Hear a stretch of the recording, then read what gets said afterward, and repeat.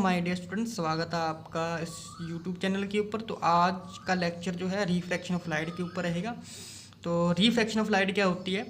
The bending of light when light travels from one medium to another medium. ठीक है, तो light जब bend होती है, ठीक है, बेंड कब होगी? जब वो एक मीडियम से दूसरे मीडियम में ट्रैवल करेगी। तो उसी को हम क्या बोल देते हैं? Refraction of light. When light enter from one medium to another medium obliquely its path change. तो अपना पाथ क्या कर लेगी? वो चेंज कर लेगी। तो इसी फिनोमिना को हम क्या बोल देते हैं? रिफ्रैक्शन ऑफ लाइट बोल देते हैं।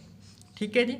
तो रिफ्रैक्शन ऑफ लाइट के ऊपर बेस्ड बेटा कुछ एक्टिविटीज़ यहाँ पर दे रखी हैं। तो इससे पहले जरा हम पढ़ देख लेते हैं थोड़ा सा कि रिफ्रैक्शन ऑफ लाइट मतलब कि जो बेंडिंग ऑफ लाइट का फिनोमिना है वो क्या कहता है। तो मान लीजिए कि बेटा हमारे पास क्या है कि एक इस तरीके से यहाँ पर एक ग्लास प्रिज्म है, सॉरी ग्लास स्लैब है, ग्लास स्लैब है हमारे पास एक। ठीक है जी। तो यहाँ से जे मीडियम आ गया बेटा हमारा एयर, और ये ग्लास वाला जो मीडियम है इस मीडियम को हम बोल देते हैं डेंसर मीडियम, डेंसर मीडियम। ठीक है, यानी कि ये ग्लास है। डेंसर मीडियम क्यों बोल रहा है? क्योंकि एयर के रिस्पेक्ट में जो ग्लास है उसकी डेंसिटी क्या होती है? ज़्यादा होती है, इसलिए ये डेंसिटी इसकी ज़्यादा है तो डेंसर मीडियम हो गया। तो जे वाला मीडियम होता है रेयरर मीडियम, जिसे हम क्या बोल देते हैं? Air rarer medium. ओके, जिसकी डेंसिटी कम होती है वो होता है रेयरर मीडियम। ये हो गया डेंसर मीडियम। अब लाइट मान लीजिए कि यहाँ से आ रही है एयर में से। ठीक है, ये ग्लास का जो सरफेस है इस पर यहाँ पर टकराएगी। तो यहाँ पर सबसे पहले क्या करेंगे? हम नॉर्मल ड्रॉ कर देंगे लाइक दिस। अब ये इंसिडेंट रे आई है तो इसके साथ जो एंगल बनता है that is known as incident angle I. ये तो आप पता चल ही गया होगा। ओके जी। अब जब लाइट एक मीडियम से दूसरे मीडियम में एंटर करेगी तो क्या कर लेगी वो बेटा? पाथ चेंज कर लेगी अपना लाइक दिस, थोड़ा पाथ चेंज कर लेगी। अब दूसरे मीडियम में जो एंटर करेगी तो अगेन यहाँ से जो पॉइंट ऑफ इंसिडेंट है तो अगेन यहाँ से सरफेस ड्रॉ कर लेंगे। अब डेंसर से रेयर मीडियम में जाएगी तो अगेन क्या कर लेगी? जो अपना पाथ चेंज कर लेगी कुछ इस तरीके से। ठीक है जी। तो जे वाला जो हिस्सा आ रहा है यानी कि जो बेंडिंग ऑफ लाइट, ये बेंड हो रही है लाइट इतने हिस्से में। ठीक है, तो थोड़ा अलग मैं बता देता हूँ कि लाइट इस तरीके से आ रही है, इस पॉइंट के ऊपर पड़ी, ये नॉर्मल है। तो जे कुछ इस तरीके से ऐसे जा रही है। ठीक है, अगेन जो है वो बेंड हो रही है कुछ इस तरीके से। यहाँ से नॉर्मल अगर मैं ड्रॉ करता हूँ, अब जे वाला हिस्सा जो बेंड हुआ है, ठीक है, तो जे किसके कारण हुआ है? जे हुआ है बेटा डेंसर मीडियम के कारण हुआ है। ठीक है जी। तो इसी को हम क्या बोल देते हैं भाई? Refraction of light. ठीक है जी।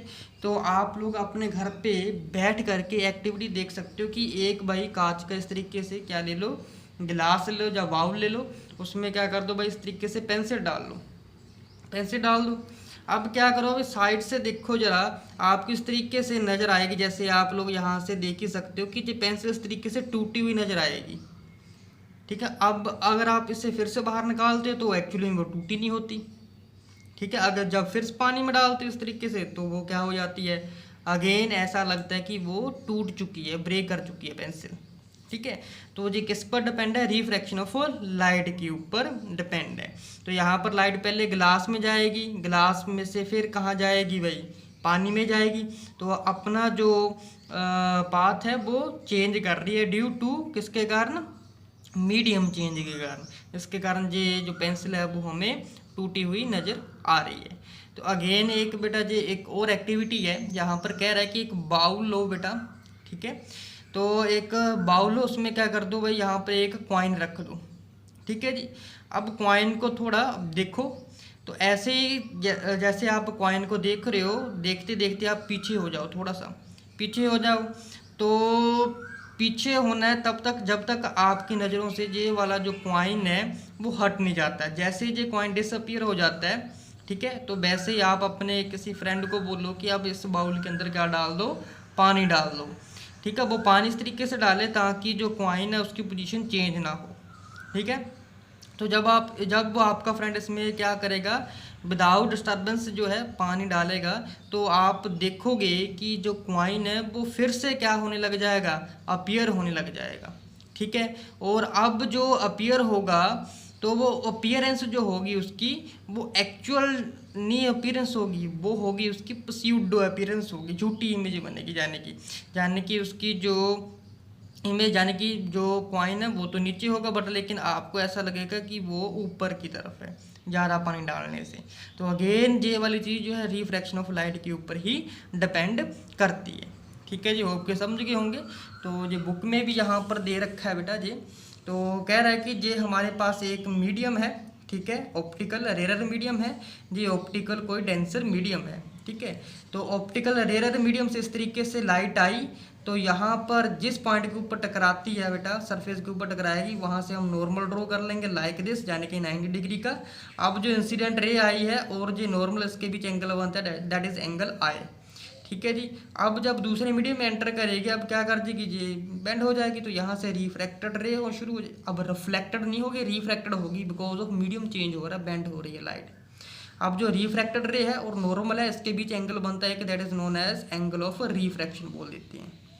ठीक है जी, बाकी आपको इंसिडेंट रे के बारे में पता है, रिफ्लेक्टेड रे के बारे में पता है, पॉइंट ऑफ इंसिडेंट के बारे में पता है, नॉर्मल के बारे में पता है, angle of incident, angle of reflection पता है ना। ये सारी आप पढ़ सकते हो, देख सकते हो, वही देख लो। वही चीज़ें जो मैंने आपको बताया वही इसमें लिखा हुआ है। अब इसके बाद आता है कि भाई कोज ऑफ रिफ्रैक्शन। तो रिफ्रैक्शन का बेटा कारण क्या है? देखो, रिफ्रैक्शन का एक ही कारण है कि लाइट जब कभी भी एक मीडियम में से दूसरे मीडियम में ट्रैवल करती है, वो अपना पाथ चेंज कर लेती है। क्यों करती है? बिकॉज ऑफ डेंसिटी के कारण, बिकॉज ऑफ डेंसिटी के कारण, यानी कि हर एक मीडियम की जो डेंसिटी है बेटा वो अलग अलग होती है। तो डेंसिटी अलग अलग होने के कारण क्या होता है कि जो लाइट की स्पीड है वो चेंज कर जाती है। ठीक है, जिसके कारण जो है फिनोमिना होता है लाइट का, जिसे हम क्या बोल देते हैं, रिफ्रैक्शन ऑफ लाइट बोल देते हैं। ठीक है जी, जैसे पहले रिफ्लेक्शन के लो थे, अब यहाँ पर रिफ्रैक्शन के लो हैं। तो एक लो तो सेम ही है रिफ्लेक्शन की तरह, कौन सा वाला, the incident ray, refracted ray and the normal to the interference of two transparent medium at the point of incident all lies in same plane. यानी कि जो इंसिडेंट रे है, रिफ्लेक्टेड रे है और नॉर्मल है, वो सारे के सारे बेटा एक ही प्लेन में लाइज करेंगे। ये वाला तो पहले वाले में भी था। अब जे वाला लो थोड़ा सा डिफरेंस आ गया, क्या कह रहा है कि जो ratio of sine of angle of incident to the sine of angle of refraction is constant, यानी कि साइन आई बटे sine R is equal to कितना हो जाएगा बेटा, कांस्टेंट हो जाएगा। कहने का मतलब बेटा ये है कि मान लीजिए कि आज आपने एक एक्सपेरिमेंट किया है, ठीक है, ये ग्लास लैब ली है और इस तरीके से आपने क्या किया, एक्सपेरिमेंट किया। यहाँ पर आपने सबसे पहले कोई पिन लगा दी है, 2 पिन लगाई है, तो ग्लास लैब से अगर इस साइड देखोगे बिल्कुल एक सामने आने चाहिए। तो ये एक्सपेरिमेंट होता भी, स्कूल वाले करवाते भी। यहाँ पर 2 पिन लगा ली। अब ग्लास लैब जब प्रिज्म होगा कोई, तो उसमें आप दूसरी साइड से देखोगे, यहाँ पर जो दोनों बिल्कुल एक लाइन में ही नजर आए, तो दूसरी साइड में क्या कर देना, इस तरीके से पिन वगैरह लगा देनी है। लगा दिए, तो अब इन दोनों को ज्वाइन करोगे, ज्वाइन करने के बाद यहाँ से इसी तरीके से नॉर्मल ड्रॉ कर लोगे। अब यहाँ से एंगल आई देख लोगे और एंगल जो आर है, ठीक है, वो देख लोगे। ठीक है, तो जो एंगल यहाँ से देख लो, मान लीजिए कि ये वाला इंसिडेंट एंगल और नॉर्मल के बीच एंगल आ रहा है 30 डिग्री का, और ये नॉर्मल रिफ्रैक्टेड बीच एंगल आ रहा है बेटा मान लीजिए कि 45 डिग्री का आ रहा है। ठीक है जी, ये कौन से मीडियम लिया है, एक एयर और ग्लास लैब लिया है। ठीक है, तो इतने डिग्री का एंगल आ रहा है, यानी कि sine 30 degree upon sine 45 degree. Let's say मैं ऐसे ही लिख रहा हूँ कोई भी वैल्यू की, आज जो आपने एक्सपेरिमेंट किया है इसकी रेशो की जो वैल्यू आती है, लेट्स से कि 0.35 समथिंग आ रही है। अब आप इसी एक्सपेरिमेंट को अगर भाई 10 साल बाद या 20 साल बाद या 30 साल बाद करोगे, तो इतनी ही वैल्यू रहेगी, 0.35 ही रहेगी। बट लेकिन कंडीशन ये रहेगी कि मीडियम सेम होना चाहिए। जैसे आज आपने एयर और ग्लास मीडियम लिया, तो तब भी यही मीडियम होना चाहिए, तो जो वैल्यू आएगी वो सेम आएगी। ठीक है जी, तो sine I by sine R जो रेशो कांस्टेंट होती है, इसका ये मतलब होता है। ठीक है, ये मतलब होता है इसका। तो ये लो थे, पूछा भी जाता है भाई एग्ज़ाम में। ठीक है जी, और ठीक है जी। उसके बाद आता है रिफ्रैक्टिव इंडेक्स का टॉपिक कि रिफ्रैक्टिव इंडेक्स क्या होता है। रिफ्रैक्टिव इंडेक्स क्या होता है बेटा, बेसिकली आपको अगर मैं सिंपल लैंग्वेज में बोलूँ, जो रिफ्रैक्टिव इंडेक्स होता है वो हमें बताता है कि किस मीडियम में लाइट की स्पीड कितनी है, वो बताता है हमें रिफ्रैक्टिव इंडेक्स। ठीक है जी। तो refractive index of medium second with respect to one is defined as the ratio velocity of light in medium to the velocity of light in medium one. अगर कह रहा है कि जो रिफ्रैक्टिव इंडेक्स मीडियम दूसरा होगा पहले के रिस्पेक्ट में, तो अगर हम उसे डिफाइन करेंगे तो कैसे करेंगे, कह रहा है कि वो रेशियो होगा वेलोसिटी ऑफ लाइट का मीडियम टू में to the velocity of light in medium one में। ठीक है जी। तो फॉर्मूला कुछ इस तरीके से आ जाएगा, N21 is equal to V1/V2। ठीक है जी। तो आपको जो है बेटा जे वाला फॉर्मूला याद करना पड़ेगा। ठीक है जी। तो जो रिफ्रैक्टिव इंडेक्स N से डिनोट होता है, जो C जो है स्पीड ऑफ लाइट होती है, V is velocity in medium. ठीक है जी। तो ये टेबल थोड़ा आपको याद करना पड़ेगा, जो रिफ्रैक्टिव इंडेक्स की वैल्यूज दे रखी है। हो सकता है भाई यहाँ पर कभी कभी क्वेश्चन में इसके रिगार्डिंग जो है क्वेश्चन आता है, एग्जाम में आता ही है।